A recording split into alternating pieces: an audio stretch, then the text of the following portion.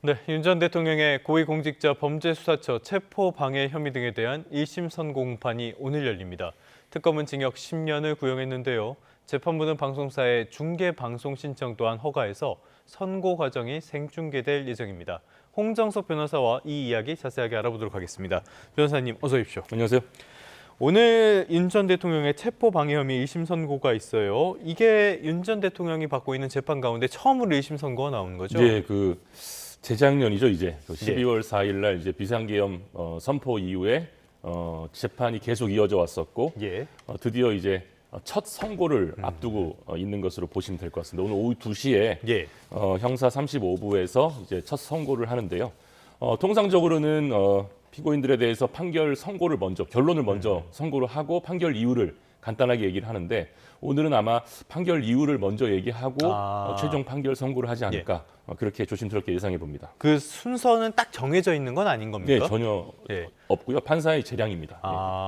그러니까 말씀하신 것처럼 일반적으로는 징역 몇 년을 선고한다라고 하고 설명을 하지만은 맞습니다. 이렇게 보시는 이유는 뭔가요? 사안의 중대성인가요? 맞습니다. 사안의 중대성이 워낙 크다 보니까 앞에 선고의 형량에 대한 설명을 좀 하고 그 다음에 선고를 해야 뭔가 좀 그런 파장이나 그런 것들을 좀 최소화할 수 있다. 이렇게 법원에서 판단할 수 있을 것 같습니다. 알겠습니다. 오늘 방송에서 생중계가 진행이 되는데요. 이 부분도 하나의 관전 포인트가 될 것 같고요. 윤 전 대통령의 혐의 살펴보도록 할까요? 혐의가 상당히 많은 것 같던데 어떤 것들입니까? 예, 이번 그 선고는 사실 비상계엄의 이제 몸통에 대한 선고가 아니라 절차적인 부분에 대한 선고라고 보시면 될 것 같습니다. 가장 큰 것은 법원에서 발부한 체포영장을 거부하고 공무집행을 방해한 혐의, 그게 가장 큰 혐의고요. 그때 당시에 전 국민께서 방송 중계로 지켜보지 않으셨습니까? 버스로 가로막고 그리고 위력을 행사해서 공무원들이 들어오는 것을 방해했지 않습니까? 그 혐의가 가장 크고요. 두 번째는 경호처 직원들에게 비화폰을 삭제하라는 지시를 했다. 이 부분은 이제 직권남용과 증거인멸 교사 혐의로 볼 수 있을 것 같고요. 마지막으로는 이제 계엄 선포 이후에 사후 계엄 선포문을 작성하고 그리고 폐기한, 그러니까 허위 공문서 작성 및 폐기죄가 마지막 혐의입니다. 말씀하셨던 것처럼 버스도 세우고 이런 식으로 체포방해를 노골적으로 했었단 말이죠. 이게 법적으로는 어떤 혐의가 되는 겁니까? 말씀드렸다시피 이제 체포를 적법하게 법원에서 발부한 체포영장에 대한 집행을 방해한 거거든요. 그래서 우리가 통상적으로 이제 예를 들어서 이제 음주 측정을 할 때 음주 측정을 거부하면 공무집행 방해가 되지 않습니까?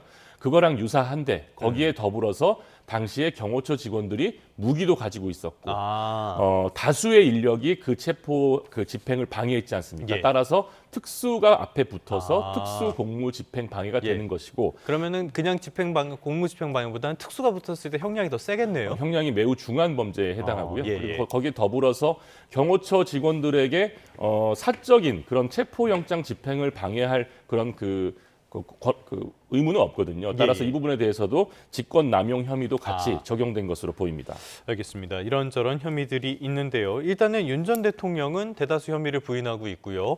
얼마 전에 공판에서도 이렇게 대통령 얼마나 우습게 봤으면 이런 일을 했겠냐라는 말까지 해가지고 또 공분을 사기도 했는데요. 그런데 정작 이것들이 다 생중계로 해서 국민들이 다 지켜본 상황 아닙니까? 이 부인이 가능할까요? 사실 아까 말씀드린 어떠한 특수한 상황에서 긴급 체포나 임의 동행 이런 것들에 대해서 사실 본인이 죄가 없다고 강하게 거부하면서 집행을 방해하는 것은 있을 수도 있는 일인데 당시에는 법원에서 발부한 적법한 체포영장이 있지 않았습니까? 따라서 윤석열 전 대통령도 법조인이었기 때문에 법원에서 일단 적법하게 발부가 됐으면 일단은 거기에 응하고 그 이후에 거기에 대해서 다투면 되는 문제거든요. 그런데 그 자체를 거부하고 약간 법치주의를 거부하는 그런 측면이 보였기 때문에 이런 부분들이 더욱더 국민들께서 보시기에는 납득하기 어려운, 일반 국민들 입장에서는 그렇게 법원에서 영장을 가지고 왔는데 그 집행을 거부한다? 사실 상상하기 어려운 거죠. 그런데 거기다 대고 경호처의 인력들을 동원까지 했으니까 이 부분에 대해서 납득하기 어려운 부분인데 본인은 아직도 여기에 대해서 체포영장이 불법이다 이런 네네네. 얘기를 하고 있거든요. 근데 체포영장이 불법이라는 얘기를 할 수는 있죠. 근데 당시에 그렇게까지 체포영장 집행을 방해한 행위가 지금 문제가 되고 있는 것입니다. 여러 측면의 자충수라고밖에 볼 수가 없을 것 같은데요. 체포영장이 불법이다 이야기를 하면서 내란죄 수사 권한이 공수처에 없다라는 이야기도 계속 하고 있단 말이죠. 맞습니다. 이게 왜 핵심 쟁점이 되는 겁니까? 내란죄 자체는 예. 말씀하신 것처럼 공수처의 수사 권한으로 법에 특정돼 있지 않습니다. 다만 네. 당시에 공수처가 윤석열 전 대통령의 직권남용 혐의에 대해서 수사를 하다가 직권남용 혐의는 공수처의 수사 대상에 포함됩니다. 직권남용을 조사하다가 수사하다가 관련 범죄로 내란죄를 인지하게 됩니다. 네. 따라서 여기에 이제 영장을 발부를 법원에 신청한 것이고요. 윤석열 전 대통령 말대로 공수처의 그런 수사 권한이 없으면 만약에 과연 법원에서 그 영장을 발부했겠느냐.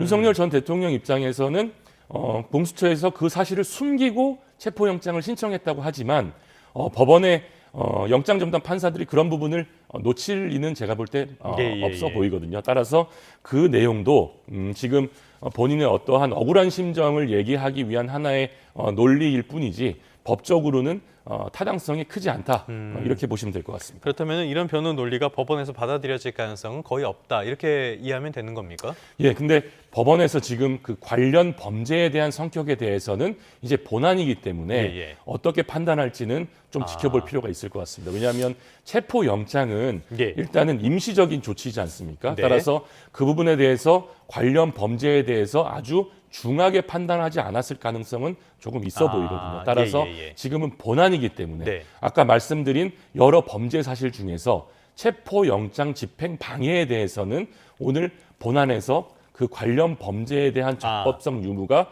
판단이 될 것이고 그 부분에 따라서 형량이 좌지우지 될 것 같습니다. 알겠습니다. 이 내용도 지켜봐야 되겠고요. 일단 특검의 구형량 한번 살펴보도록 할까요? 이렇게 많은 혐의들이 나오면서 이거를 다 합쳤더니 징역 10년이 나오더라고요. 네. 어떤 내용입니까? 예, 첫 번째는 말씀드렸다시피 특수공무집행 방해입니다. 이 부분에 대해서는 특검에서 5년의 형량을 구형했고요. 두 번째가 이제 비화폰 삭제 이 혐의로 3년. 그리고 계엄 사후 선포문 허위 작성 및 폐기 여기에 대해서 2년을 구형했습니다. 따라서 총 10년인데 오늘 이제 관전 포인트는 과연 이 체포 방해, 체포 영장의 적법성이 다뤄질 텐데요. 아까 말씀드린 것처럼 공수처에서 과연 이 직권남용 수사하다가 내란죄를 인지해서 관련 범죄로 인지해서 수사할 권한이 있는지 여기에 대해서 판단이 될 것이고 그 부분에 따라서 가장 큰 구형인 5년이 좌지우지 될 것으로 보입니다. 알겠습니다. 이 부분이 쟁의 중요하다라는 말씀까지 해주셨고요. 지금 특검에서는 이 내용을 하면서 유는 반성도 없이 불법성을 감추게 급급했다. 하급자에게 책임만 전가했다. 이런 질타까지 했거든요. 이런 것들도 어떤 구형 같은 데 양형이라든지 선고에 영향을 미치게 됩니까? 지난번 그 내란죄의 그 결심 공판 진행 과정을 보시면 특검이나 이런 특검에서 계속적으로 반성이 전혀 없다. 반성의 여지가 전혀 없고 하급자들에게 모든 책임을 떠민다. 이런 것들은 사실 양형에 부정적으로 나오는 요소가 맞습니다. 그리고 아무리 무죄를 주장하더라도 사회적으로 무리를 일으킨 것은 명백하지 않습니까? 그럼 그 부분에 대해서는 어느 정도 송구하다는 그런 얘기를 충분히 할 수 있는 상황임에도 안 하고 있는 것에 대해서 특검 측에서는 죄질이 더 안 좋다 이렇게 보고 있는 것 같습니다. 알겠습니다. 이런 부분들은 저희도 다 생중계로 보고 있으니까요. 많은 분들이 판단을 하실 수 있을 것 같고요. 사후 계엄, 허위 계엄 선포문 작성하고 폐기 이거는 별도의 범죄로 다뤄지는 겁니까? 맞습니다. 이거는 이제 말씀드렸던 것처럼 비상계엄이 불법이냐 아니냐 여부와는 이제 별개로 절차적인 문제죠. 그러니까 물론 거기에 포함될 수도 있는 문제겠습니다만 사후 계엄문을 원래는 이제 절차적으로는 작성을 했었음에도 불구하고 그것을 작성 안 했다가 그 부분이 위법성 사유로 작용할 가능성을 인지하고 사후에 작성을 했는데 또 사후에 작성하고 또 폐기를 하게 됩니다.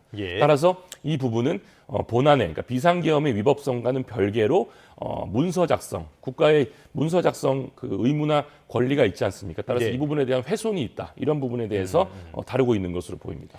알겠습니다. 이번 재판에 관심을 갖는 것은 역시 절차의 문제이기도 하지만 내란 우두머리 혐의에 대한 가늠자 되지 않을까라는 부분에서도 많은 관심을 갖는 것 같아요. 결론부터 한번 볼까요? 어떻게 예상하십니까? 저는 이제 일단 아까 말씀드렸다시피 일반인들 입장에서는 법원에서 발부한 영장에 대해서 강제로 본인이 판단을 해서 네. 그것을 거부하는 것은 사실 지금 우리나라 현실에서는 있을 수 없죠. 문제거든요. 따라서 그 부분에 대해서는 윤석열 전 대통령이 법조인이기도 한데 좀 실기를 한 것 같고요. 따라서 그 부분에 무죄가 나오기는 좀 어려워 보이고 예. 다만 비화폰 삭제 지시라든지 네네. 사후 개헌문 작성은 사실 이번 재판부가 저는 내란의 본 사건에 대한 판결이 나올 때까지 기다릴 줄 알았거든요. 왜냐하면 예. 본 사건과 관련된 절차적 문제이기 때문에 따라서 그 부분이 있는데도 불구하고 선고를 하는 측면을 봤을 때는 유죄의 가능성이 높아 보인다. 이렇게 전망하고 싶습니다. 알겠습니다. 이번에는 다른 거 하나 살펴보도록 할까요? 이번 형사재판 생중계가 된다고 합니다. 오후 2시부터 저희 YTN을 통해서도 이 내용을 생중계로 보실 수 있을 텐데요. 지금까지 전직 대통령에 대한 형사재판 선고는 이번이 세 번째인데 맞습니다. 앞선 사례와 비교하면 어떤 게 다르고 어떤 게 비슷한 점이 있을까요? 제일 큰 점은 앞선 이제 박근혜 전 대통령과 예. 이명박 전 대통령은 그 사건의 본질적인 사건에 대한 선고에 대해서 생중계를 최초로 했습니다. 근데 예. 아까 지속적으로 말씀드리지만 오늘은 절차적 정당성에 대한 판결 선고거든요. 따라서 차후에 있을 2월 19일에 있을 그런 내란죄 재판에 대한 선고 이전에 나오는 절차적 정당성에 대한 선고이기 때문에 그 부분이 가장 큰 차이점이고요. 그리고 또 박근혜 전 대통령은 지속적으로 재판에 출석하지 않았습니다. 따라서 선고 공판에도 출석하지 않았고요. 네. 그 부분이 다른 점이고 같은 점은 똑같이 전직 대통령의 지위에서 재판정에서 그런 행위로 인한 그 선고를 받는다. 그런 점이 네네. 동일하다. 이렇게 보시면 될 것 같습니다. 알겠습니다. 말씀해 주신 것처럼 이거는 이 본안보다는 절차적인 문제에 더 가까운 재판이긴 한데요. 그렇기 때문에 윤 전 대통령은 지금 8개의 재판을 받고 있고요. 네. 앞으로도 계속 재판과 선고가 이어질 겁니다. 맞습니다. 일정은 어떻게 됩니까? 가장 중요한 이제 2월 19일 선고 공판이 이제 예정돼 예. 있고요.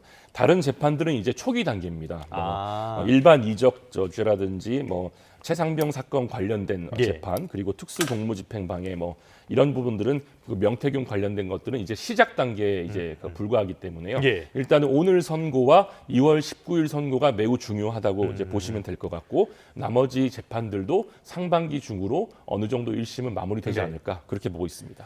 어떻게 보면은 가장 핵심은 2월 19일에 선고가 나올 내란 우두머리 혐의니까요. 여기에도 많은 관심이 갈 것 같습니다. 자, 서울고등법원이 어제 판사 회의를 열었어요. 이 내란과 외환 반란 범죄 등에 대한 형사 절차에 대한 특례법 이 시행이 되면서 전담 재판부 2개를 설치를 한다 이렇게 나왔거든요. 맞습니다. 이게 왜 2개가 되는 겁니까? 지금 재판이 윤석열 전 대통령 아까 말씀하신 것처럼 재판만 해도 8개지 않습니까? 네네.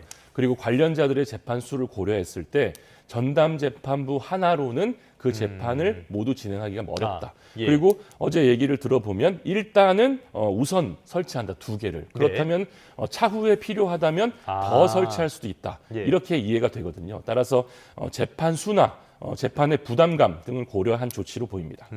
워낙 재판이 많고 다 중요한 재판들이기 때문에 이렇게 판단한 것 같습니다. 자, 이렇게 돼서 2월 19일 내란 우두머리 이 1심 선고까지 계속 이어질 것으로 보이는데요. 지금 국회로도 한번 가보겠습니다. 국회는 지금 이 시간에도 필리버스터가 계속 진행이 되고 있는데요. 이 내용을 보자면은 여야가 2차 종합특검법 이거를 두고 서로 마찰을 빚고 있는 겁니다. 네. 지금까지 진행상을 봤을 땐 2가지 시각이 있는 것 같아요. 더더욱 확실한 수사를 위해서 특검이 필요하다. 반대쪽에서는 아니 이게 행정력의 낭비고 지금도 검사가 부족한데 너무 과한 거 아니냐. 이런 의견이 맞서고 있거든요. 네. 변호사님은 어떻게 보십니까? 말씀하신 것처럼 저도 이제 민주당 쪽의 논리는 이제 확실한 내란 청산을 하겠다 예. 이 논리고 국민의힘 쪽에서는 이제 지방선거용 정치 전략이다. 그리고 말씀하신 행정력의 낭비고 네. 정작 필요한 소시민들이나 민원인들의 사건들을 진행이 너무 더디다. 이런 실제로 네, 지금 장기 미제가 늘어나고 있다고 맞습니다. 하죠. 예, 그래서 그런 부분들이 또 대립하고 있지만 결론적으로 어떤 것이 옳으냐 그르냐를 따지기 이전에 일단 2차 특검 가능성은 매우 높아 보이는 것이 다수의 이제 의석을 가지고 있는 민주당에서 이것을 밀어붙일 가능성이 매우 높아 보이기 때문에 2차 특검은 열릴 텐데 제가 생각할 때는 2차 특검을 하더라도 기존의 3개 특검 돌아갈 때와는 달리 다른 사건들에 대해서도 현재 수사기관에서 수사가 신속히 이루어질 수 있도록 배려를 하면서 수사를 하는 것이 맞지 않나 그렇게 생각하고 있습니다. 자, 그런데요. 이 2차 특검은 1차에 비해서는 인원은 절반 정도로 줄었다고 하고요. 그렇다고 해도 앞서서 1차 특검, 3개 특검에 이 기소를 유지할 인원들도 있어야 될 것이고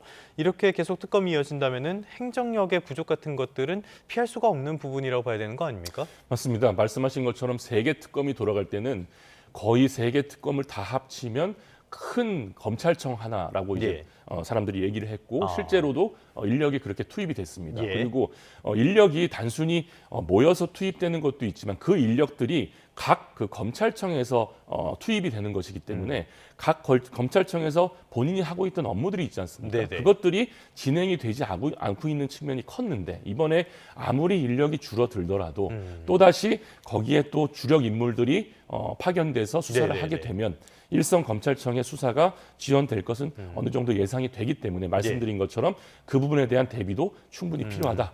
그렇게 보고 싶습니다.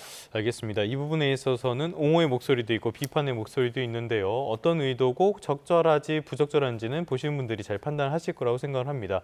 자, 이번 선고 결과 정치권 그리고 사회 전반에 미칠 파장이 클 것 같아요. 이번 재판이 법치주의 회복의 어떤 하나의 신호가 될 수 있을까요?